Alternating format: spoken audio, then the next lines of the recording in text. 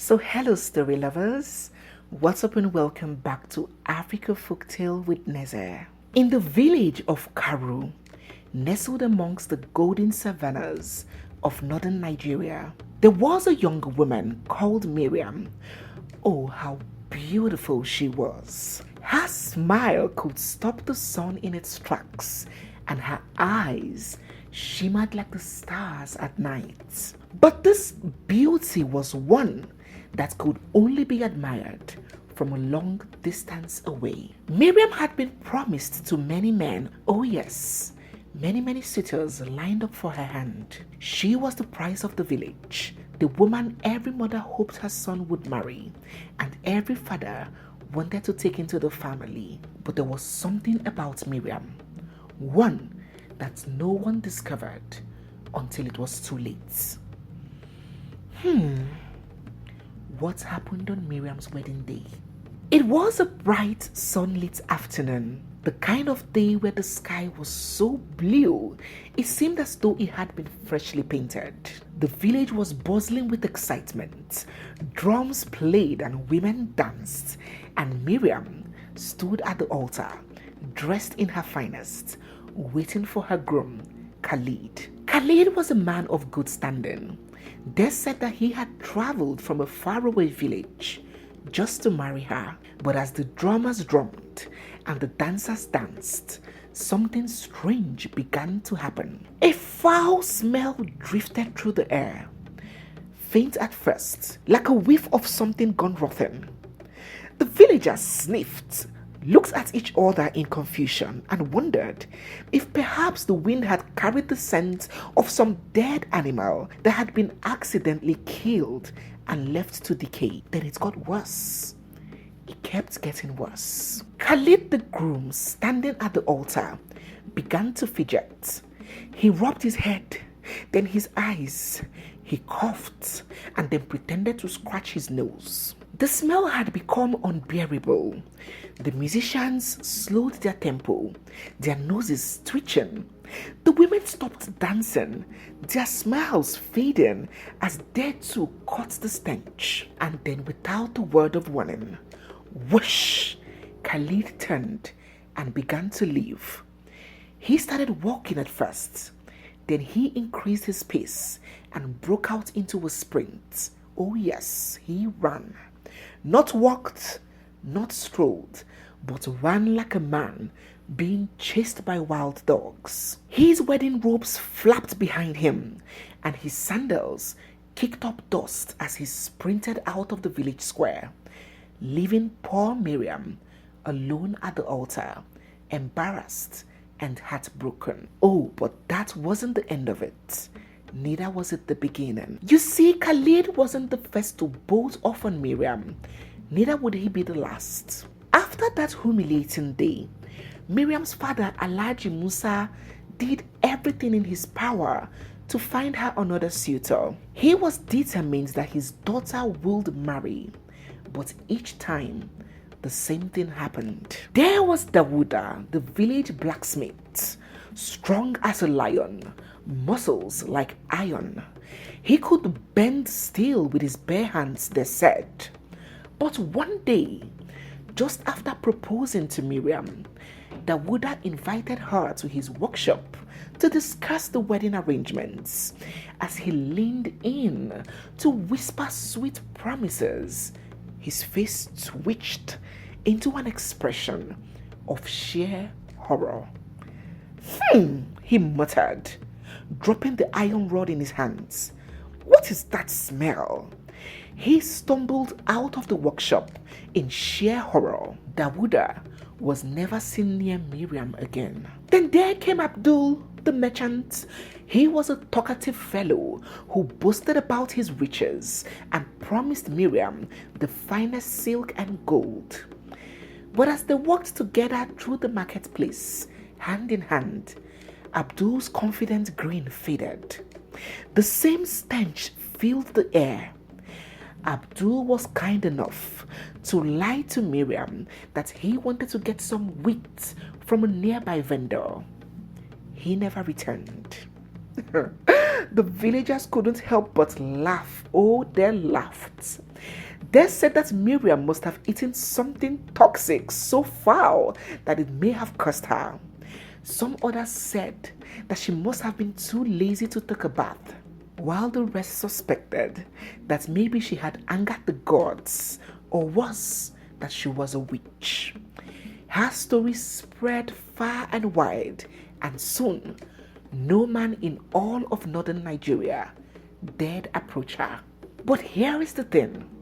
No one, not even Miriam, understood what was really happening. She didn't know why she was always isolated, why every man who came near her fled as though he was chased by 1,000 demons.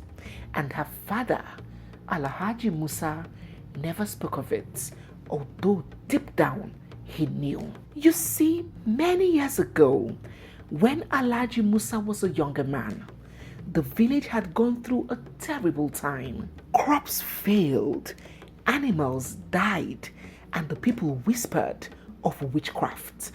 They were afraid, very afraid.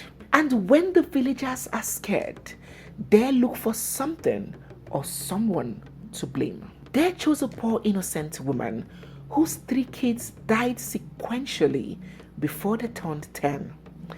They accused her of being a witch, and they believed that she brought curses upon the land.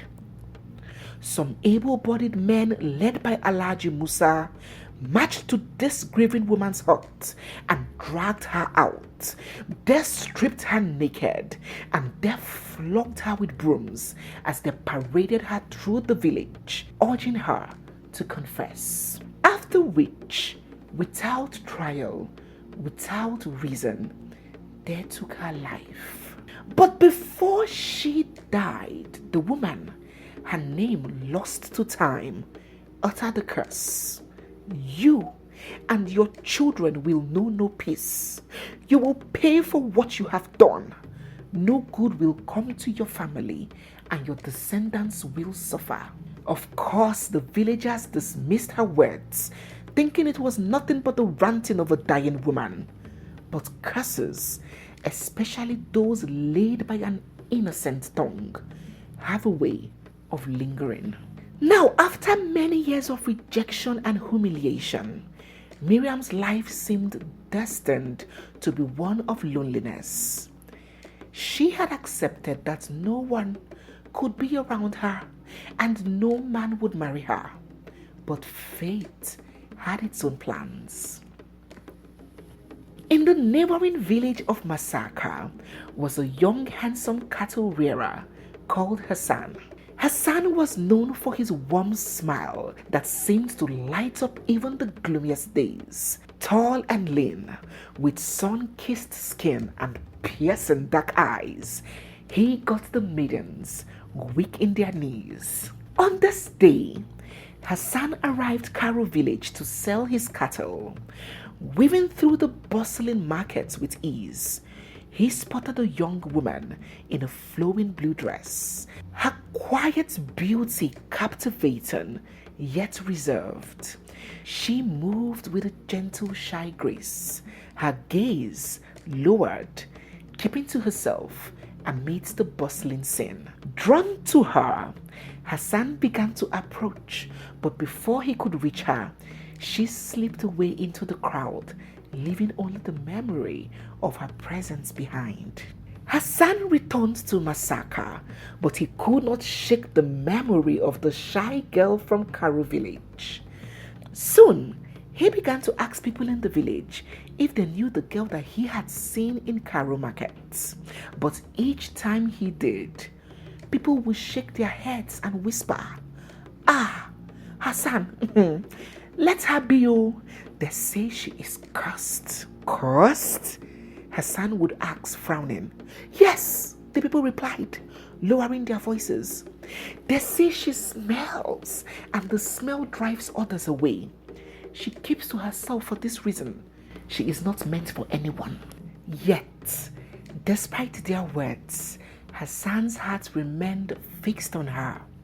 No matter how much they tried to dissuade him, He couldn't help but feel that there was more to the girl in the blue dress than what people said, and so he embarked on a trip back to Cairo. Following whispers and directions, he made his way to her home, and gathering courage, he approached her father. Her father looked at Hassan with a weary expression, his eyes dull with past disappointments. He sighed heavily, shaking his head. Young man, many suitors have come here before you, all with eager hearts and grand promises, he said. But they all leave soon enough. None have stayed. Hassan was not discouraged. I understand, he replied, but I wish to know her, not for what others say, but for who she truly is. Alhaji Musa gave him a long, searching look. Then I can only wish you well, he said quietly. Though his tone held very little hope, he beckoned on Miriam to come. When Hassan and Miriam met and he told her that he wasn't going anywhere, the villagers scoffed. He would run away soon, just like the others, they whispered amongst themselves. After all, who could stand that stench? But Hassan was made of a different stuff. He stayed. One evening, Hassan returned to his small hut and sat down to think. He loved Miriam, and despite the smell, he knew that she was the woman he wanted to spend the rest of his life with. The villagers avoided her like she carried the plague. Even his closest friends warned him, "You will get sick," they said.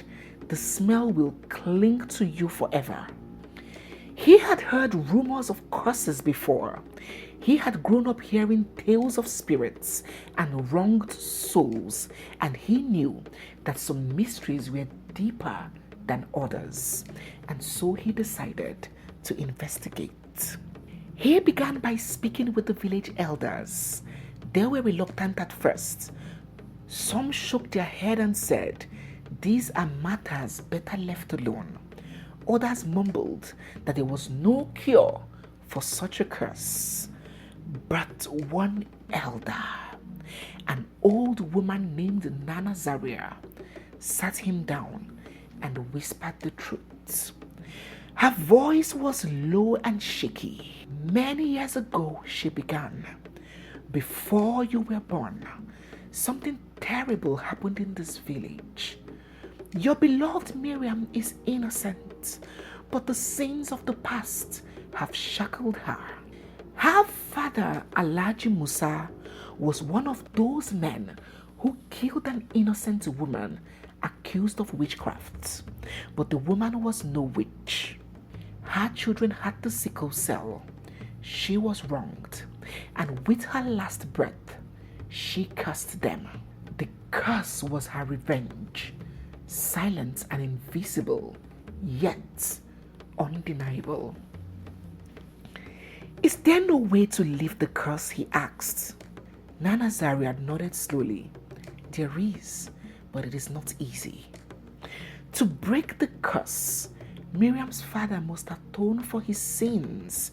His life must be offered in exchange for the freedom of his daughter." Hassan's eyes widened. He knew that this would not be easy. How could he ask a father to give up his life for his daughter? Hassan found Alhaji Musa by the fire and told him everything about the curse, the innocent woman, and the only way to end Miriam's suffering. Miriam's heart broke as she turned to her father, tears filling her eyes. "Why did you keep this from me?" she cried. "Why let me suffer all these years?" Alhaji Musa bowed his head, weighed down by guilt. "I have wronged you, my child, and the woman we condemned. I deserve to pay for my sins." Miriam's heart ached. She longed to be free, but she could not bear the thought of losing her father. "No, father, There must be another way. But deep down, they both knew the truth. Unable to bear his daughter's suffering any longer, Alhaji Musa made the ultimate sacrifice. One quiet night, he ended it all, leaving a note behind for Miriam, asking for forgiveness and hoping that his sacrifice would set her free. With the curse broken, Miriam and Hassan were finally able to get married. The village, once filled with whispers and jeers, now rejoiced in her freedom. The dark cloud that had followed her for so long was finally gone, and in its place there was light. And though she mourned her father's passing, Miriam knew that his sacrifice had given her the life that she had always dreamt of. She and Hassan married in a joyful ceremony, and for the first time in years, she was happy. Miriam's story became a reminder to the people of Karo that the wrongs of the past could not be buried, and that sometimes our children and generations unborn bear the brunt of our own misdeeds. Dear story lovers, that is the story of the Cursed Bride, a tale of love, sins of the father, and redemption. Remember, this story reminds us that the choices of one generation can echo through the lives of those who follow. Let us endeavor to live an upright life. Do let us know what you have gotten and derived from this story. So, story lovers, we have come to the end of today's video. If you're coming across us for the first time, or if you've been watching without subscribing, don't forget to hit the subscribe button, give this video a big thumbs up, drop all your comments down in the comment section, and stay glued, for we have so much more coming your way. It's Africa Folktale with Nezer, and I'll see you guys in our next video. For now, bye.